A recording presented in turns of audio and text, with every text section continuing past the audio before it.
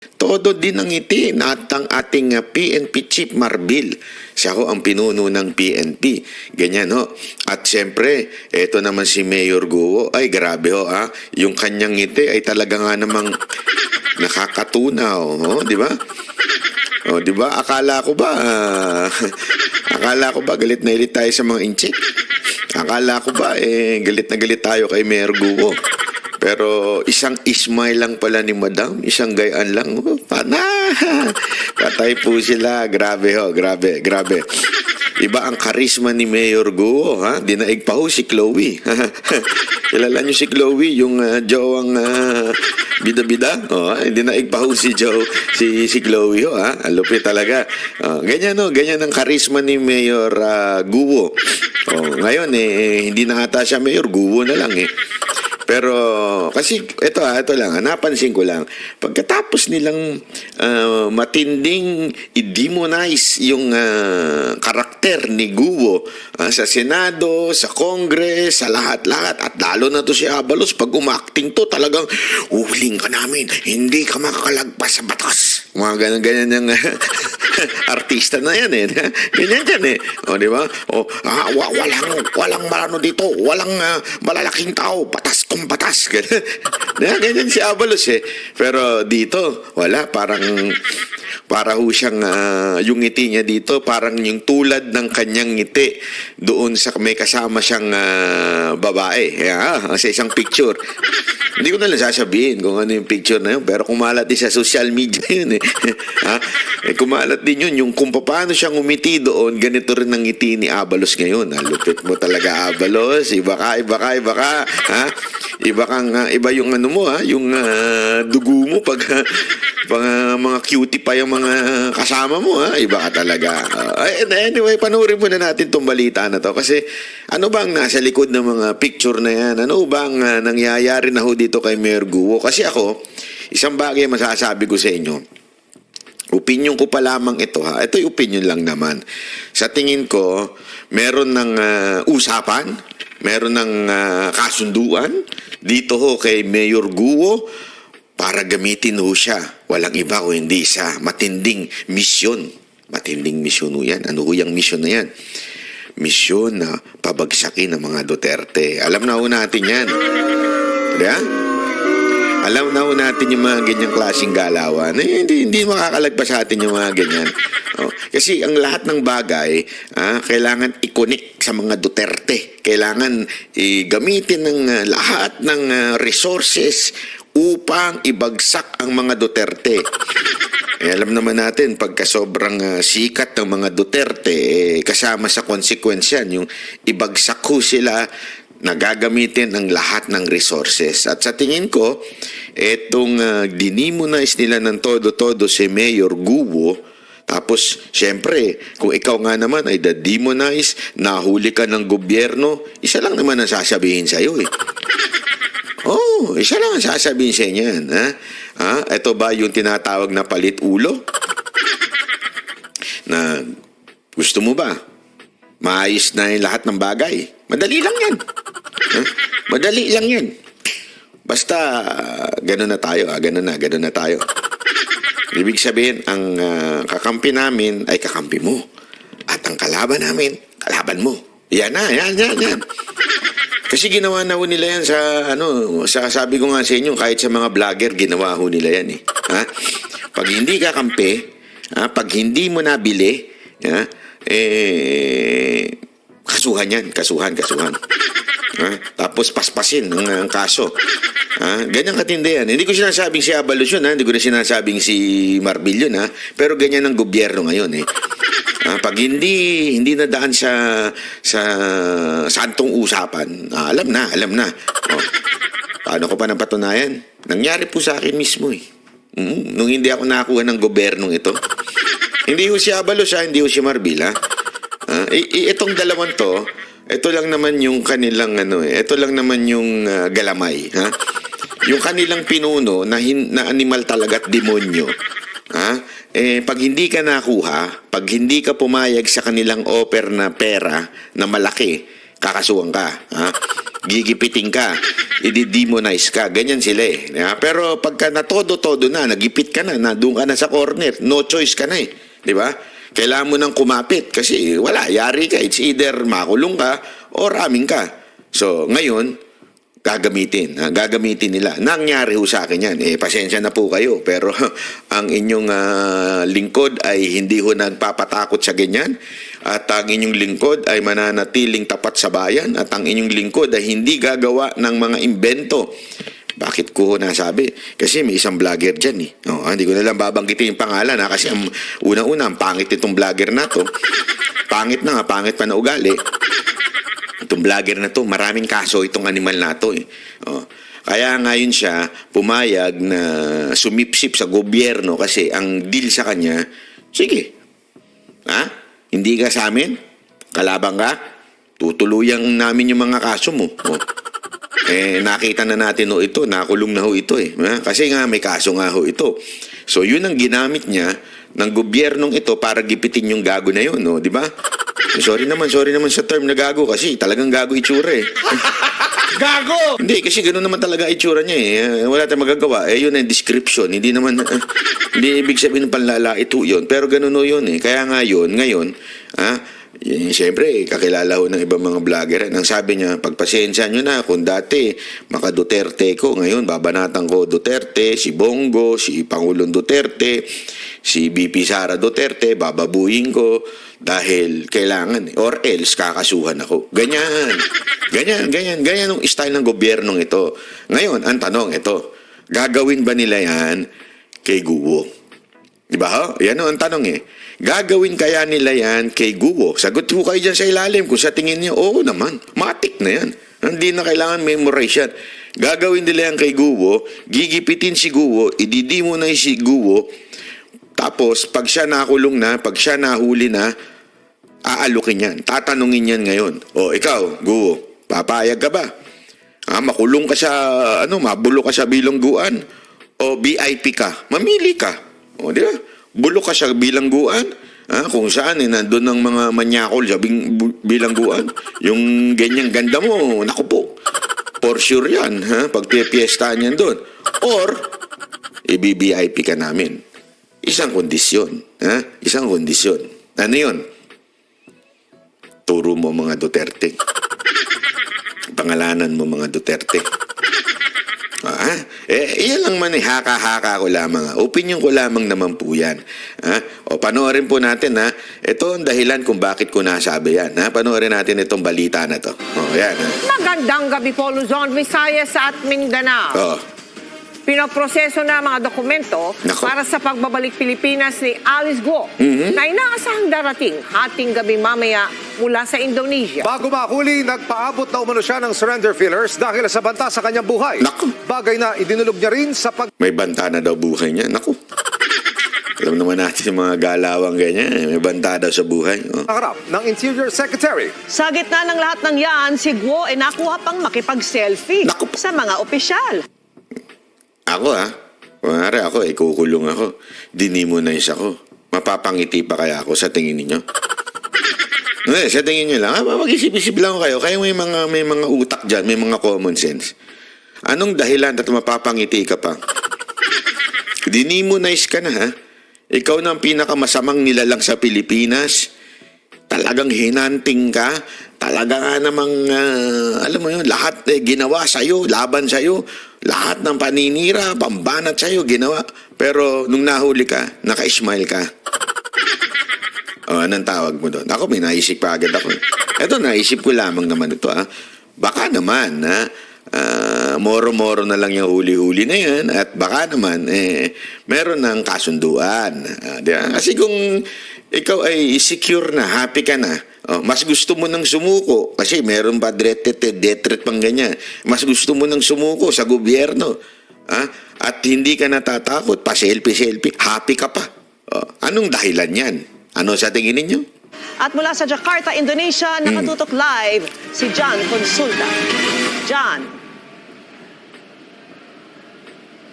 Mel, Evil, Vicky, opisyal na ngang na-turn over ng Indonesian authorities itong si Mayor Alice Guo sa law enforcement groups ng Pilipinas. Sa katunayan, ilang segundo pa lang ang nakakaraan nang makaalis na itong convoy ni Mayor Alice Guo na maghahatid sa kanya sa passport na siya namang babiyahe patungo dyan, pabalik sa Pilipinas. Okay.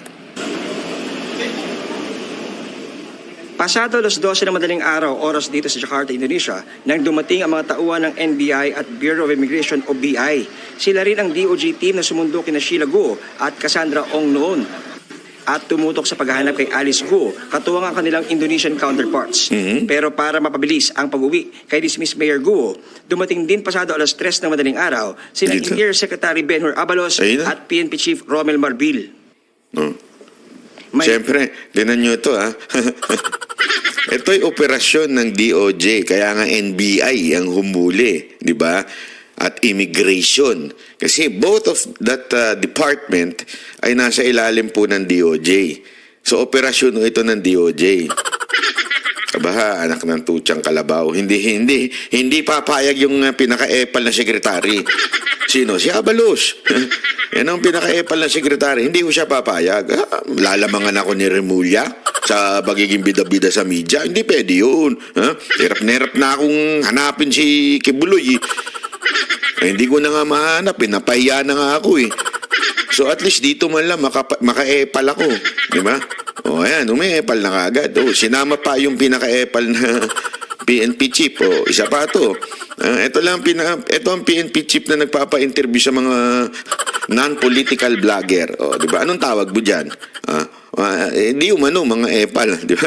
Mga di umano yan.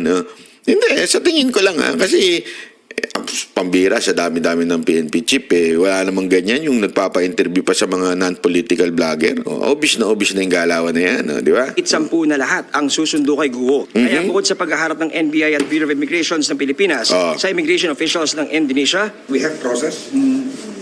The process first for before Like Sheila and Cassandra. Yes. We are trying to coordinate with the Indonesian police to fast track the documents. We just waiting from the police. may sarili ring pulong ang Interior Department at Pulisya ng Pilipinas sa Indonesian Police naman. Ayon sa BI, ilang beses nagpalipat-lipat ng pinagtataguan si Guo. Ito kitang-kita nyo naman. Ayon sa BI, ibig sabihin, talagang yung BI ang operasyon na ito, di ba? Ibig sabihin talagang sila talaga ang namuno sa paghahanap. Bakit si Abalos at saka si Marbil ang humarap? Hindi, ako naintindihan ko naman kasi yung amo nila, yung sekretary nila, medyo nangangayayat na. So, maybe, health-wise, hindi na ho pwede si Remulla, di ba, na magbiyahe-biyahe. Hindi natin alam, di ba? O kaya, mas gustuhin niya na magpahinga na lang. Hindi natin alam yan. Pero, ika nga, kung wala si Remulla, kailangan may pumapel, di ba? Siyempre, taas kamay kagad si Abalos. Sir, Ako na magbibida-bida dyan. Ako na. Hindi pwedeng hindi ako makasali dyan. Kahit isipin nyo, nagtrabaho dito, BI, immigration yun, may Bureau of Immigration, NBI, pareho na sa ilalim ng DOJ. Pero siyempre, hindi papatalo yung bata nyo. Si Abalos at saka si Marbil. Ano yan Alam naman natin, pareho po kasi yung napahiya diyan ho sa ginawa sa KOJC. Bakit kanyo? 11 days na, nagukay na't lahat, walang nahanap. May pa-heartbeat pa sila. Noon na, umiiwas pa to si Abalos, pero di kalaunan, napaamin na rin na siya ho ay talagang isa sa mga nagpapahanap dyan.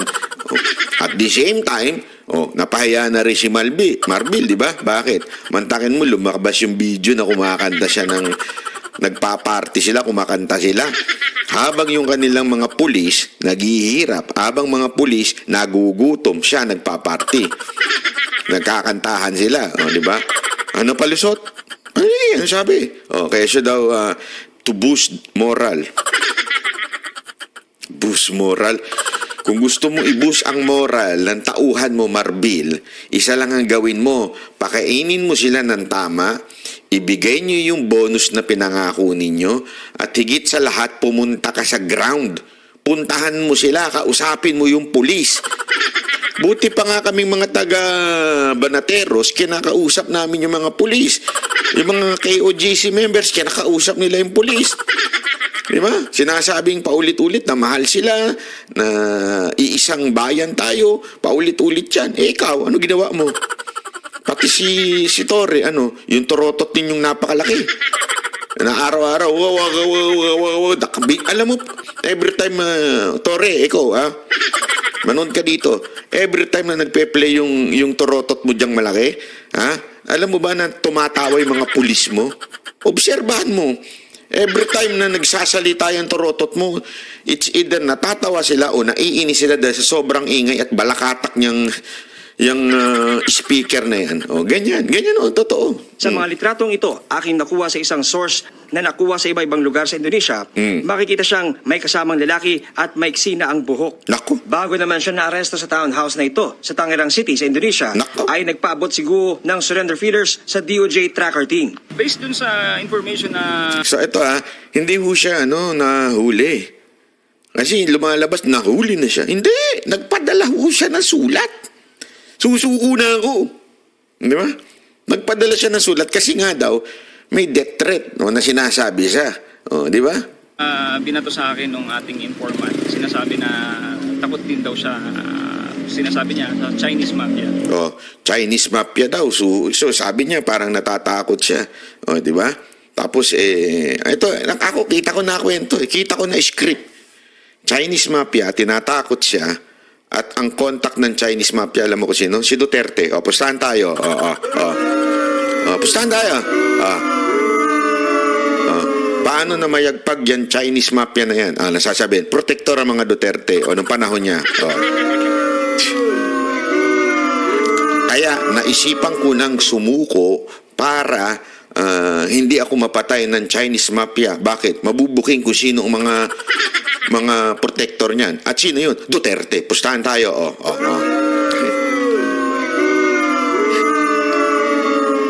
Ako nagtatanong lang ako, Secretary Abalos. Ito tanong lang ito Ako nagtatanong lang. Yan bang natutunan mo sa paglabas mo sa mga teleserye? Yung mga ganyang script, sino ba gumawa niyan? Hindi kaya ito nagpa-advise kay Coco Martin. Hindi, ako nagtatanong lang. Ako tanong lang naman to. Hindi ko sinasabing gagawin nila yan, Hinala ko lang yan. Mali mo, si Coco Martin ang advisor niya, di ba? Kasi siya yung director, Di ba? Yan yung kahit wala ng istorya, pinapahabay pa istorya. Kayang pahabain yung istorya niya, kayang invento ng istorya, mga ganyan Tukoy na rin ng BI ang mga personalidad na tumulong umano kay Guo. Ayan, tukoy na daw yung mga personalidad na tumulong kay Guo. Naku po, sino yan? Pustahan tayo. Ang ituturo dyan, mga past officials. Ituturo dyan yung mga past officials na namuno nung panahon ni Pangulong Duterte. Tapos sasabihin nila, may basbas to sa taas di ba? Ganyan mga yan Alam mo na, sus, pambera, lumang tugtugi na yan. Ganyan din ang mga putak ng mga hinaharap sa kamera Utos nung nasa taas. Utos, paano nalamang utos yung nasa taas? Meron bang dokumentado ba? Meron bang ebidensya? Sinasabi nyo lang, utos sa taas. Bakit? Ang hirap patunayan Actually, hindi nga yan tatayo sa korte. Di ba? Utos kasi sa taas. Alam mo kung anong tawag dyan?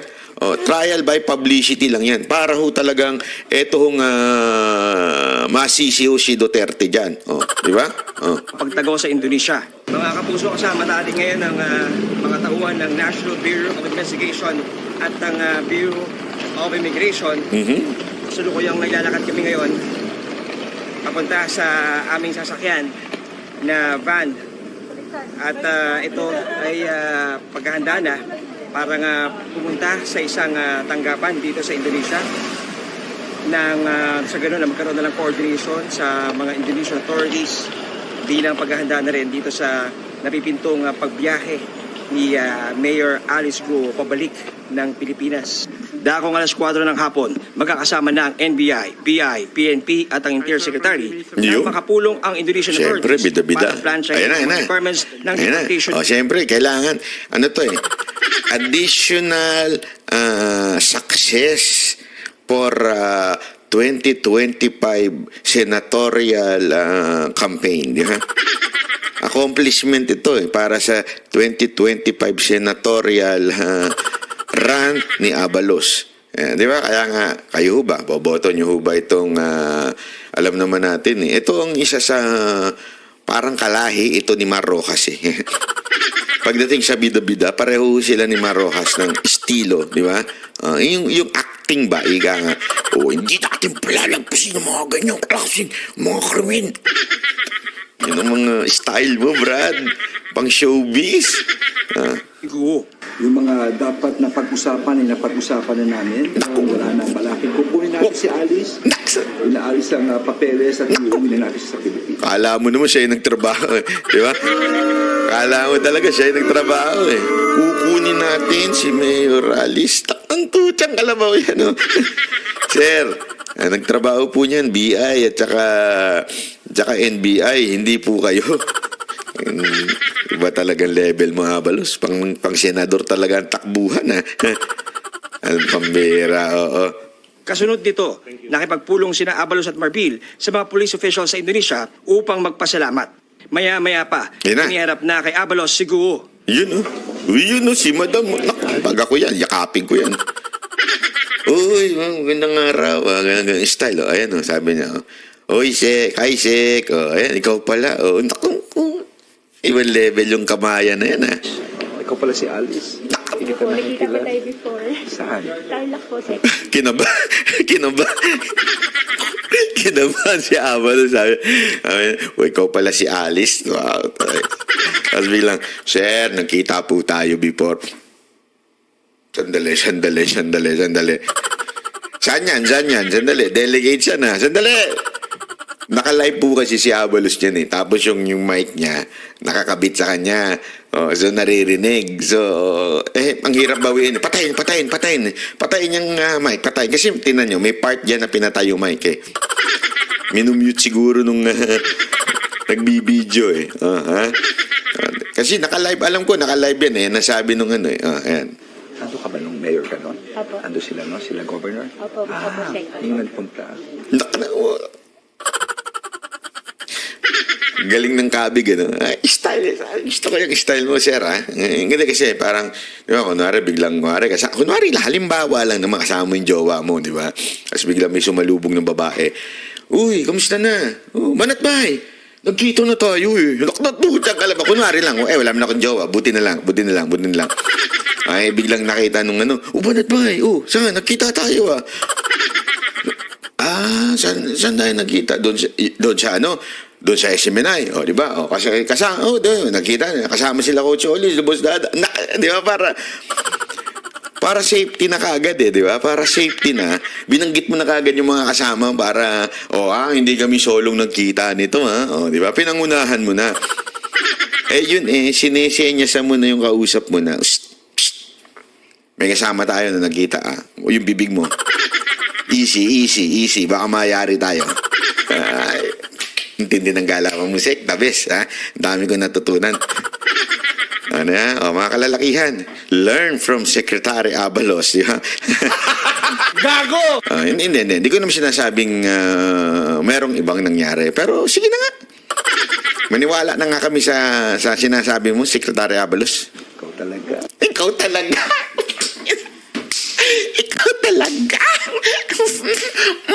Ikaw talaga. Pakurot. Ay, naku po. Gusto ko yung pakinggan ulit natin ikaw talaga. Maya pa, iniharap na kay Abalos si Guo. Hi, Sek. Alice. Ikaw pala si Alice. Alice talaga yung pangalan. Hindi man lang tinawag na Miss Guo. Alice. Ikaw pala si Alice. Ganda mo pala. Ang puti-puti mo pala. Bata mo, makinis ka pala. Ang bata mo, Talay. Tayo before. Saan? Tarlac po, Sek. Ando ka ba nung mayor ka nun? Opo. Ando, no? Sila governor? Opo, Sek. Yung nagpunta. Ikaw talaga. Ikaw Sa talaga. live stream. Ikaw talaga. Pakurot naman ng pisngi mo. Ang kikit mong babae ka. Ayop ka. Ganun. Pakurot, sabi. Hindi. Walang pakurot. Dagdag ko na lang yan. Parang, ewan ko eh. Ito yung wanted. Di ba? Ito yung wanted. Ano? Ikaw talaga. Ow! Diba? Ibang level mo talaga, Abalos, ha? Pakinggan nyo, ha? Ito ulitin natin. Ayan, Alice. Ikaw pala si Alice. Hindi kita Po, nakita ko nakikilala. tayo before. Saan? Tarlac po, Sek. Ando ka ba nung mayor ka nun? Apo. Ando sila, no? Sila governor? Opo, Sek. Yung nagpunta. Ikaw talaga. Sa live stream ni Abalos sa Facebook, live stream ni Abalos. Live. Okay, live stream ni Abalos to. Biglang nawala yung mic. maririnig sa isang punto si Guo na humingi ng tulong kay Abalos dahil sa umano'y death threat pero nawala ang audio sa tugon ni Abalos. Sek, patulong. May decret po kasi. Di bale, basta importante. Yun, ang importante, ayun. Sabi ni Gubo, Sek, patulong kasi may death threat po talaga ako. Okay. Ang importante, ayun na. Namute, ang galing nung technician ni Abalos. Yung sound technician niya, bilis pumindot ha. Alam ko kasi yung mic niya yung may pindutan ng mute Alam ko yan. Parang ang tansya ko, dalawa lang yan. It's either DJI mic 2 or di kaya yung Rode. Parehong may mute bottom yun doon sa receiver. Alam ko yan. Style niya. Biglang, hindi. Ito, biglang na-mute. Tapos kasunod? Iba na Yan Maririnig sa isang punto si Guo na humingi ng tulong kay Abalos dahil sa umano'y death threat pero nawala ang audio sa tugon ni Abalos. Sek, patulong. May decret po kasi. Di bale, basta importante. Basta ang importante, fill in the blanks. Okay na mag-fill in the blanks. Basta ang importante, kung ano yung pinag-usapan natin, sundin mo lang. Basta importante, kakampingan namin, letter B yun. Basta importante, makipag-cooperate ka. Iba. Letter D, bahala na kayo kung anong gusto nyo ilagay dyan. Ulitin natin, Letter A, importante, kakampingan namin at sumunod ka sa script. Pangalawa, yung pinagkasunduan natin, susundin mo. Pangatlo, basta, sunod ka lang. Parang pare-pareho yun. Letter D, kayo nang bahala maglagay. Ano sa tingin ninyo yung, parang hindi magulo, wala nang magulo. Yung choices ko, pare-pareho Maganda kayo na lang maglagay ng kasunod. Yung na-mute, ano kaya yung na-mute na yun? Okay. Kayo na lang po. Ako hindi ko alam kung ano yung na-mute na yun. Totoo, tingnan Opo, Sek. natin Opo. ito. Kaya nga, kumuha na kami ng private plane dito para Yun? Yung totoo, parang ganun yung totoo. Kaya nga kumuha na kami ng private plane dito. Yan po si Mayor Alice Guo. Yan po ang tinatawag nilang wanted. Ano ho yun? Private plane. Sa tingin niyo ho ba, yung private plane na yan, gastos ho ng ni Abalos? Laking gastos niya kung private plane na yan, Abalos.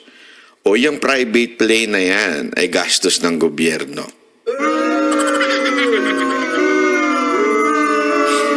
Sa tingin ninyo, gagastosan ng gobyerno ito nang wala lang? Ano kaya ang kapalit nito? Nako. Kooperasyon kaya ni Mayor Guo sa kwento, sa script na idamay ang mga Duterte? Hindi natin sigurado. Pero ang sigurado natin, VIP treatment ang nakuha ni Guo. Sinundo pa ng private plane. VIP. Ay, nako po. ako tingin ko para ngayon Chinese. Nako, panay ang mute Diyan siya nagkamali. Siguro sa susunod di na magla-live to.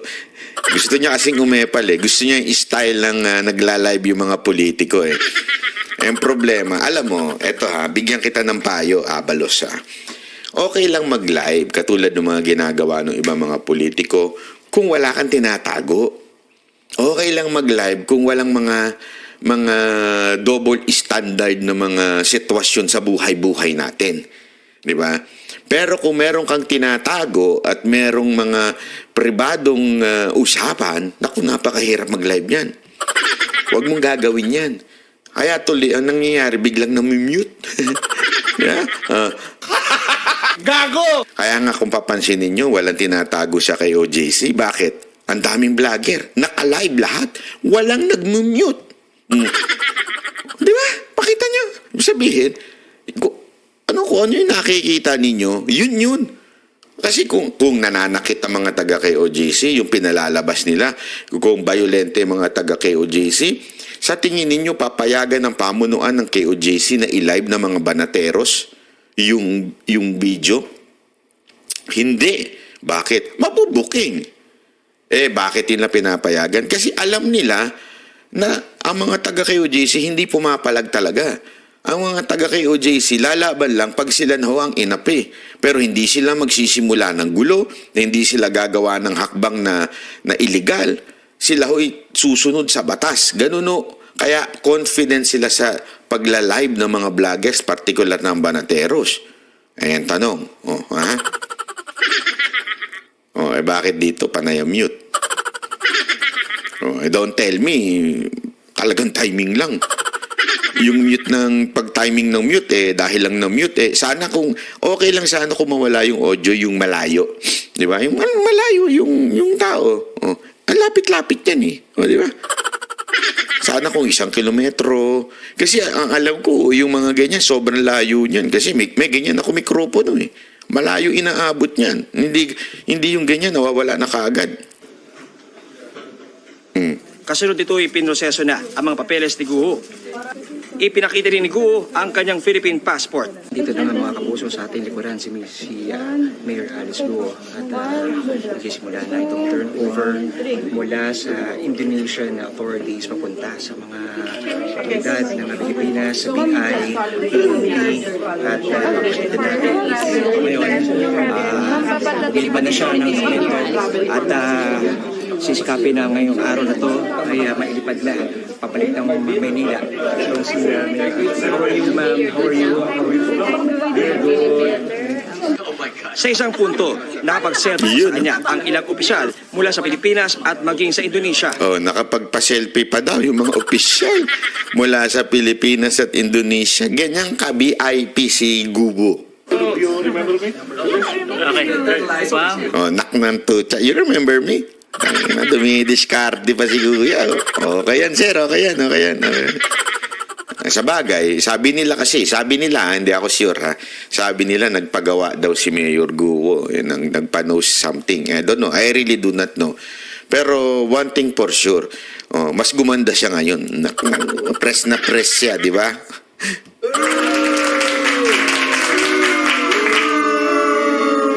Kung dati, galit ang gobyerno sa kanya. Ngayon, nagpapaselfie ang gobyerno sa kanya. Hindi, kayo na lang. Connect the dots, mga kababayan. Di ba? Hindi ho ako magsasabi sa inyo. Connect the dots. Yung mga opisyalis natin, nagpapaselfie pa. Yung mga opisyalis natin, grabe kausapin si Mayor Guo. Pero dati, masamang tao to si Mayor Guo. Dati, demonyo ito. Lahat ng kaso, lahat ng pabibintang ibinato dito kay Mayor Guo. Bakit ngayon sobrang bait na? Hindi, kayo. Kaya tuloy nagdududa ang taong bayan. May kasunduan kaya naganap? Masaya na kaya si Mayor Guo kasi they come into conclusion na everything would be okay. That everything would be smooth, di ba? Ay, nako. Ma'am, dito ma'am. Going home, how do you feel? Diba, ganun ng, gusto ko yung ganung sign ni Mayor Guo, no? Ano yan? Bahala na sa akin si Marcos. Ay, naka. Marcos! Di ba ganun siya?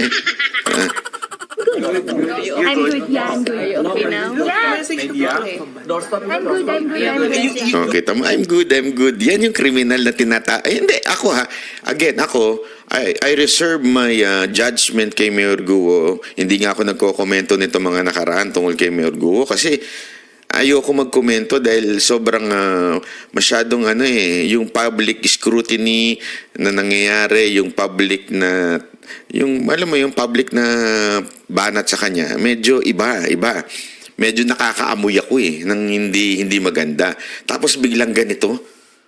Sobrang sama niya nung mga nakaraang 2 buwan. Di ba? Sobrang sama niya. Parang siya na ang pinakamasamang babae sa Pilipinas. Di ba? Pero ngayon, yung ngiti, ganun na ang smile ni Madam. Oh, alam na this. Yung mga accusations sa'yo, you're confident you can answer it? Are you going to respond? Wala po muna interview. Ma'am, may death threat ka daw. May death threat ka daw. May death threat ka daw, ma'am. May death threat ka. Sorry po. Ma'am, may death threat ka daw. You media, stop. You media, don't stare. Pagkatapos ito ay dinala na si Guo sa Immigration Office ng Indonesia. So why are you here in Indonesia? Vicky, nagkaroon lang ng konting delay ng hindi nasunod yung pag-turnover dapat ng Indonesian Interpol sa Indonesian Immigration. Pero naayos na yon at inaasahan natin na yung ine-expect na 10:30 na arrival ni Alice Guo, kung hindi na magkakaroon ng aberya, ay maaaring ma-extend na lamang ito ng alas 11 o 11:30 at malamang may bago mag-alas 12 ng hating gabi dyan sa Pilipinas ay nandyan na si Mayor Alice Guo. Vicky. John, napansin namin na parang masaya si ex-Mayor Guo na parang hindi siya arestado. May video pa nga na kinindatan niya kayo. Kwento mo na nga sa amin yon, John. Tingnan mo tingnan mo yung sagot ng reporter dito. Natatawa ako sa sagot ng reporter kasi ipipilit niya Kasi parang medyo oo nga kinindatan pa kami. Tapos happy si Mayor Guo. Hindi. Kailangan natin mas may drama to. May lagyan natin ng drama. Tingnan niyo yung sagot ng reporter. Actually, Vicky, medyo nagulat din tayo doon sa kanyang actuation na ine-expect natin nung umpisa na medyo magiging mailap siya, pero kabaliktaran. Dahil 2 beses kumindat ayos Katunaw na kindat yun. Parang kinilig ako dun Parang ako yung kinindatan Di ba? Gago! Naging siya, very receptive, ngumingiti, at certain points, tinatanggal niya yung kanyang mask para makipag-picture nga doon sa mga gustong magpa-picture sa kanya. Nag-umpisa to, Vicky, nung merong mga Indonesian authorities na lumapit sa kanya at nagpaalam, tapos nauwi na sa mga picture-picture. Hanggang sa meron na rin na ilang sa ating mga opisyal dito sa Pilipinas naman ang sa tuwaan nila dahil Ayan, Yan tingnan niya. Sasabihin niya ni itong reporter na bigla daw napaiyak yan. Parang hindi naman ganyan ang umiiyak. Tingnan niya Ito nga, finally, si Mayor Alice Guo ay nagpa-picture din dito kay Mayor Alice. At sa ating pakikipag-usap kay Mayor Alice Guo, talagang masabi natin na parang she's putting up a happy front. Pero bakas natin na Vicky, kanina sa baba dito sa aking kitututunguhan at kinatatayuan na pwesto, nakita ko medyo napaluha siya. Lalo na nung naramdaman niya na eto na, kaharap niya na yung Indonesian media at yung Philippine media nasa likuran, nakita ko doon medyo nagpuna siya ng kanyang mata. At siyempre kailangan yun para mas madrama ang datingan, di ba?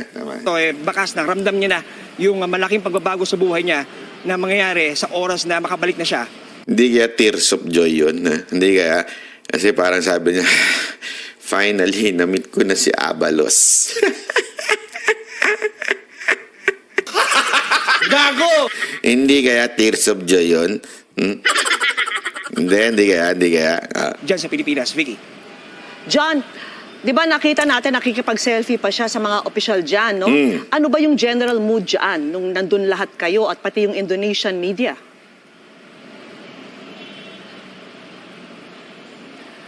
Yes, Vicky, talagang sa halip na matakot, sa halip na talagang makaramdam ng parang game na game. Itong si Mayor Alice Guo na nakikipagpa-picture. Ang sinasabi lang niya no interview. Pero pag may lumalapit sa kanya, masaya siya nakikipag-interact. In fact, may mga small talks mga tayo naririnig doon sa ilang mga tao. Kaya nakakagulat dahil kumbaga parang naging malapit sa kanya yung mga taong nakasama niya, yung mga nakaraang araw na siya ay nahulit, nakulong. At lalo na doon sa part ng Indonesian authorities dahil marami pang bumati sa kanya. So dito, Vicky, talagang kumbaga parang kung ituring siya parang rockstar. Pero hindi na nanggaling sa atin yan, nanggaling na yan kay sa reporter. Parang ituring daw, yung ganun daw yung mood, parang rockstar siya.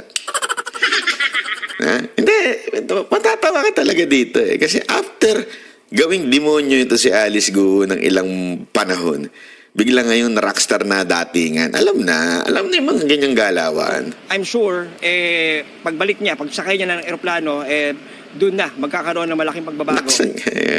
Ikaw na nag-conclude, ha? Ang galing mo, kapatid, ha? Ang lupit mo, brad, ha? Kanyang sentimiento, lalo na pag lumapag na Grabe yung ngiti niya, dyan sa Pilipinas. Vicky. Oh, John, di ba sinabi mo kanina before 12 midnight, tiyak makakalapag. Anyway, eto na nga, ayan, todo-todong ngiti, di ba? Ang lupit. Ito lang masasabi natin. Abang-abangan natin, ha? Ako, nanguhula lang naman ako. Ito yung aking opinion lang na meron nang nabuong kwento sa teleserye na ito. Kasi alam natin masyadong pinainit ito eh. This is something na simple case of masasabi lang alam mo yun, na isang mayor na nagsinungaling, di umano, bakit di kasuhan sa korte? Alam mo yun, yung ganun ba? Pero ito, sobra yung celebrity na ang datingan nung kaso. Kaya nga parang sobra na yung pinaangat, pinademonyo ng pinademonyo. Nagalit ang taong bayan, di ba? To the point na ginawa ng mga meme ng mga tanso na saan kalaki, kaya ko sa pan. Alam mo yung sobrang sama na ni Mayor Guo. Tapos, all along, nagtago na nga siya, biglang ganito makikita mo. Yan. Todong ngiti ni Secretary Abalos. Todong ngiti ni Alice Guo. Todong ngiti ni Marbil. Akala ko ba masamang tao to? Bakit ganire? Tuloy nagdududa ang taong bayan at sinasabi nilang meron kayang kasunduan na naganap. Ano kaya yung kasunduan na yan? Yung kasunduan kaya na yan ay ituro ang mga Duterte bilang kalaban, ituro si Pangulong Duterte bilang supporter ng Pogo, ituro ang pamilya ng mga Duterte bilang sangkot sa Chinese Mafia.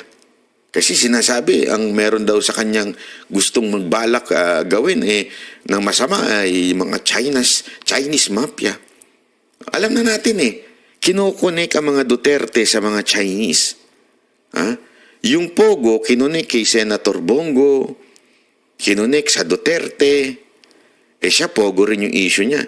Sino mag-i-interview sa kanya? Quadcom. Yung Quadcom na mga congressman na halikpuit ni Romualdez, tingnan ninyo. Ipupusta ko sa inyo. Ikukunik ito kay Duterte at sasabihin, hindi siya magsasabi Hindi ho siya. Sa tingin ko lang hindi sa tingin ko, ikukunik ito ng mga kongresistang ulul dyan sa Kamara. Yung mga kongresista dyan, alam mo naman, halik sa puwet ni Romualdez. Sigurado ko, yun ang magkukunik sa mga Duterte. Di ba? Yan ang tinatawag nilang kanila hong mission yan.